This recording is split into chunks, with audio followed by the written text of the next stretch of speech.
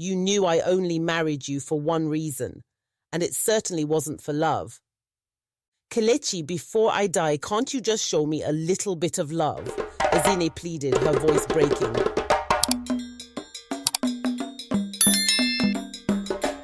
The bustling streets of Lagos, Nigeria, shimmered under the golden sun.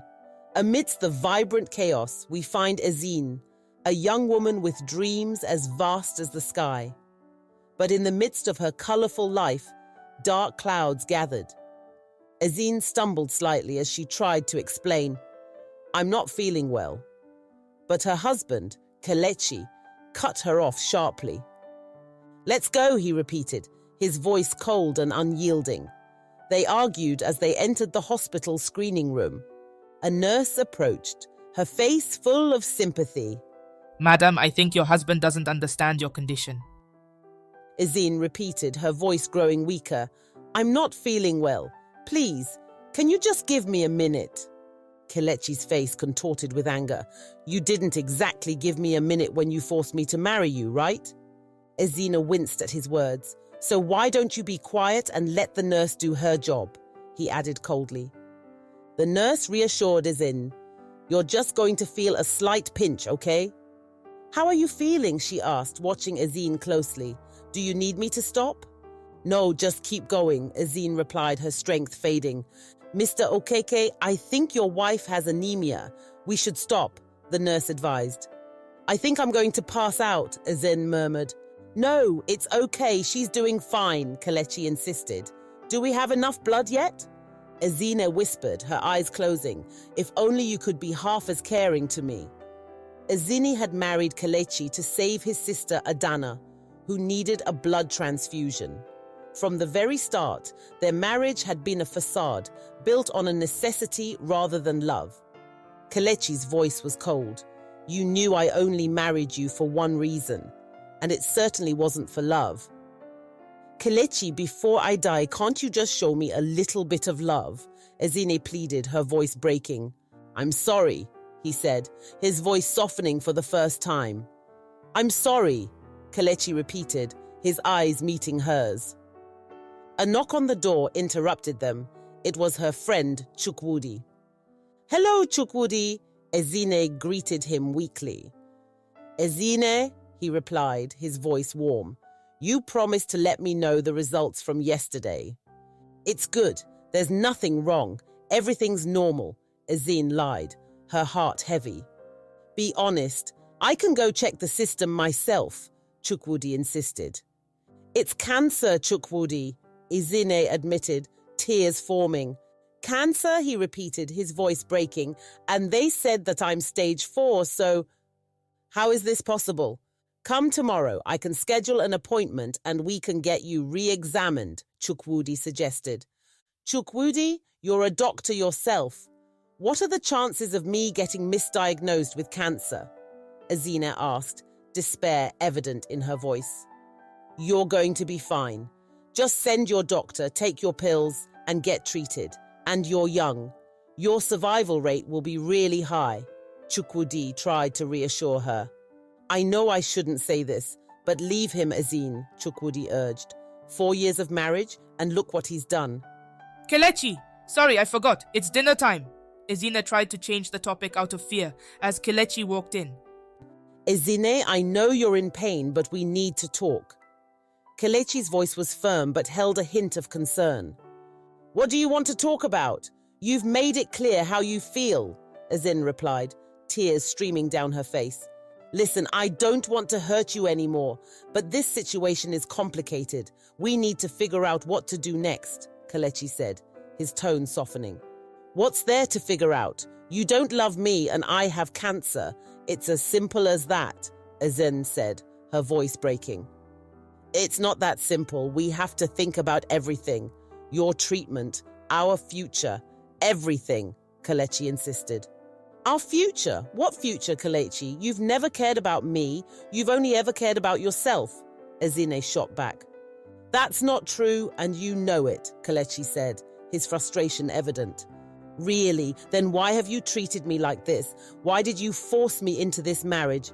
Ezine demanded. "Because I had no choice. You think I wanted this? You think I wanted to marry someone I didn't love? Kelechi's voice rose in anger. Then why did you marry me? Ezine asked, her voice trembling. Because I had to, because it was the only way to save my sister, Adana, Kelechi admitted, his voice breaking. Adana? This is all because of her? Ezine asked, shocked. Yes, it is. She needed a blood transfusion and you were the only match. I couldn't let her die, Kelechi explained. So you married me to save her and you've hated me ever since? Ezine's voice was filled with pain. I didn't hate you. I was angry at the situation, angry at myself, but not at you, Kelechi said, his voice softening. Then why didn't you ever tell me? Why didn't you ever show me any kindness? Ezine asked, tears streaming down her face. Because I didn't know how. I was scared. Scared of losing her, scared of losing you, Kelechi admitted. Well, you've lost me now. There's nothing left between us, Ezine said, her voice filled with resignation. I'm sorry, Ezine, I truly am, but we need to figure this out. For both our sakes, Kelechi said, his voice filled with regret. There's nothing to figure out, Kelechi. I'm leaving. I'm going to get my treatment and start a new life. Without you, Ezine said, her voice firm. Ezine, please don't do this. We can work through this. We can find a way, Kelechi pleaded. No, Kelechi, it's too late. There's nothing left to save, Ezine said, turning away. As Ezine walked out of the room, she felt a sense of relief wash over her. For the first time in years, she felt in control of her own life. She knew the road ahead would be difficult, but she was ready to face it head on. In the end, Ezine realized that her strength came from within.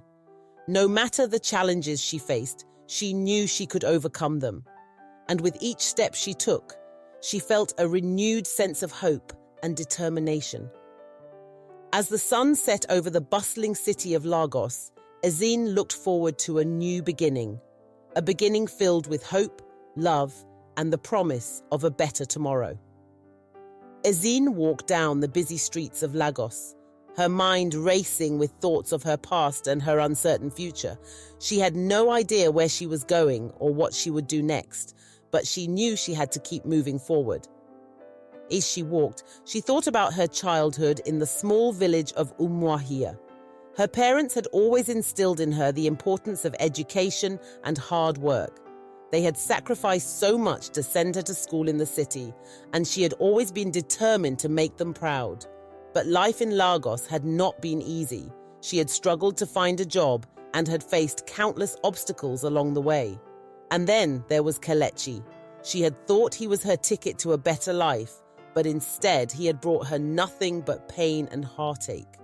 Ezine's thoughts were interrupted by the sound of a familiar voice. She turned to see her old friend Nkem running towards her. Ezine, I can't believe it's you, Nkem exclaimed, pulling her into a tight hug. Nkem, it's been so long, Ezine replied, her eyes filling with tears. What's wrong, Ezine? You look like you've been through hell, Nkem said, her face filled with concern. It's a long story, Ezine sighed, but I'm just glad to see you. I could use a friend right now. Come on, let's go somewhere we can talk, Nkem said, leading Ezine to a nearby cafe.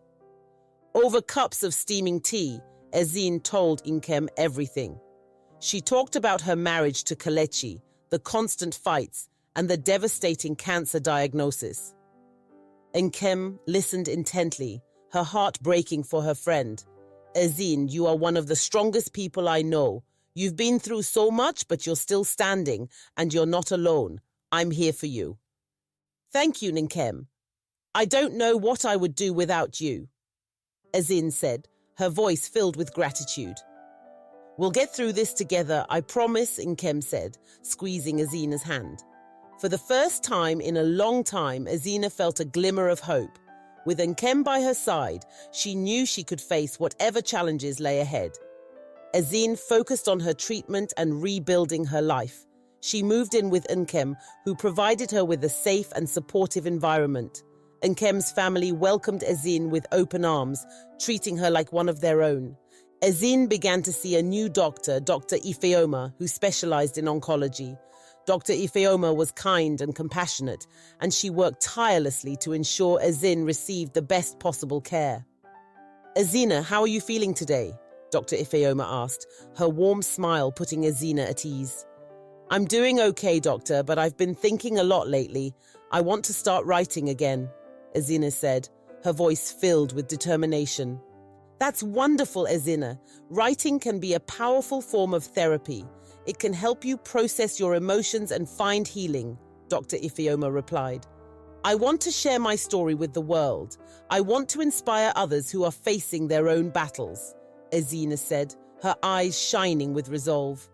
"You have a remarkable story to tell, Ezina, and I have no doubt that your words will touch many hearts," Dr. Ifeoma said, her voice filled with encouragement. With Dr. Ifeoma's support, Ezina began writing her story.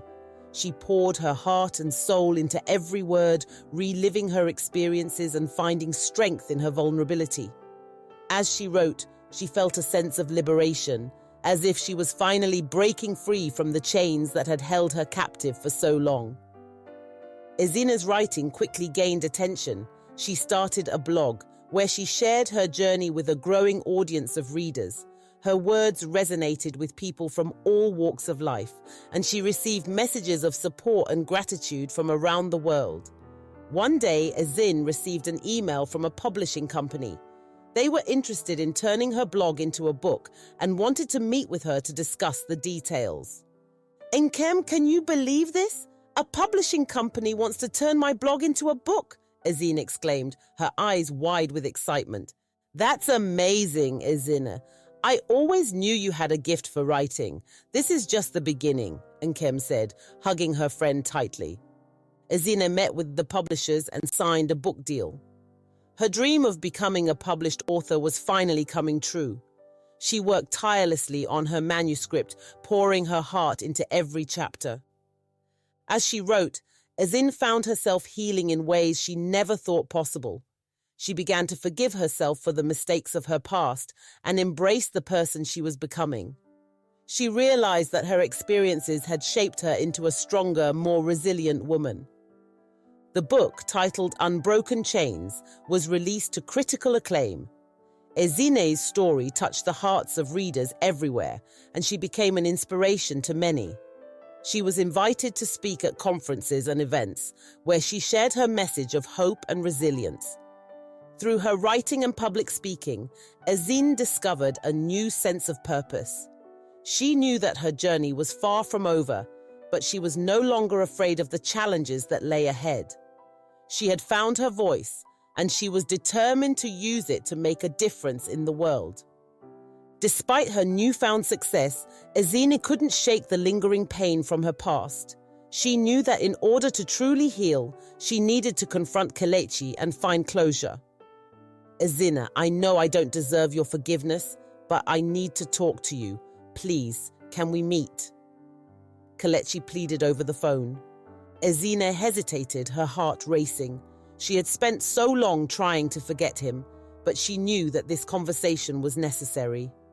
"Okay, Kelechi, let's meet," Ezina agreed, her voice steady.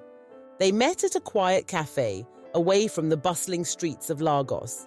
As they sat across from each other, the tension was palpable. "Ezine, I owe you an apology. I was wrong to treat you the way I did. I let my fear and anger control me, and I hurt you in ways that I can never undo," Kelechi began, his voice filled with remorse. "Kelechi, you did hurt me, but I've come to realize that holding on to that pain only holds me back. I need to move forward, and that means forgiving you," Ezine replied, her voice calm. "I'm so sorry, Ezine. I never meant to cause you so much pain. I was selfish and blind to your suffering," Kelechi said, tears welling up in his eyes. "It's in the past now, Kelechi. We can't change what happened, but we can learn from it. I hope you find peace and happiness in your life," Ezine said, her voice filled with sincerity. "Thank you, Ezine. I wish you all the best. You deserve nothing but happiness," Kelechi said, his voice breaking. As they parted ways, Ezine felt a weight lift off her shoulders. She had found the closure she needed and was ready to fully embrace her future. With her past behind her, Ezine focused on the future. She continued to write and inspire others with her story. She also reconnected with her family in Umuahia, finding strength in their unwavering support. Ezine's health improved with each passing day. Her treatments were successful and she was declared cancer-free. She knew that her journey was far from over, but she was ready to face whatever challenges came her way. One day, Ezine received a letter from a young woman named Amara. The letter was heartfelt and filled with gratitude. Dear Ezine, I can't express how much your story has touched my heart. I was diagnosed with cancer a few months ago, and I felt so lost and alone. But reading your words gave me hope and strength. You inspired me to keep fighting and to never give up. Thank you for sharing your journey with the world. You have changed my life. With love and gratitude, Amara. Ezine's eyes filled with tears as she read the letter. She realized that her story had the power to change lives, and she was determined to continue using her voice to make a difference. Ezine's success as an author and speaker opened new doors for her. She was invited to join a non-profit organization dedicated to supporting cancer patients and raising awareness about the disease. Ezine accepted the invitation, eager to give back and help others in their fight against cancer.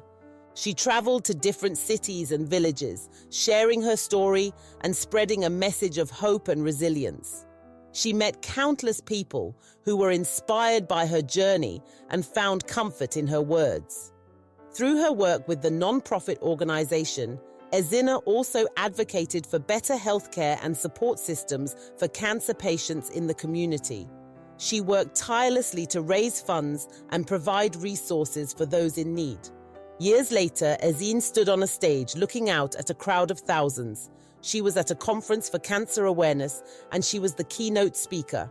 As she took a deep breath, she reflected on her journey and the incredible path that had led her to this moment. Ladies and gentlemen, I stand before you today as a testament to the power of resilience and the strength of the human spirit. My journey has been filled with challenges and hardship, but it has also been filled with hope and healing. I have learned that no matter how difficult life may be, we all have the strength within us to overcome and rise above. Ezine began, her voice filled with emotion. I want to thank each and every one of you for being here today, for supporting this cause, and for believing in the power of hope. Together, we can make a difference. Together, we can break the chains that hold us back and create a brighter future for all, she continued, her eyes shining with determination. As the crowd erupted in applause, Ezine felt a sense of fulfillment and gratitude. She had found her purpose and had dedicated her life to making a difference. She knew that her journey was far from over, but she was ready to face whatever came her way with courage and resilience. Thanks for watching. I would love to know your thoughts in the comment section. Please remember to like, subscribe, and share with your friends and loved ones.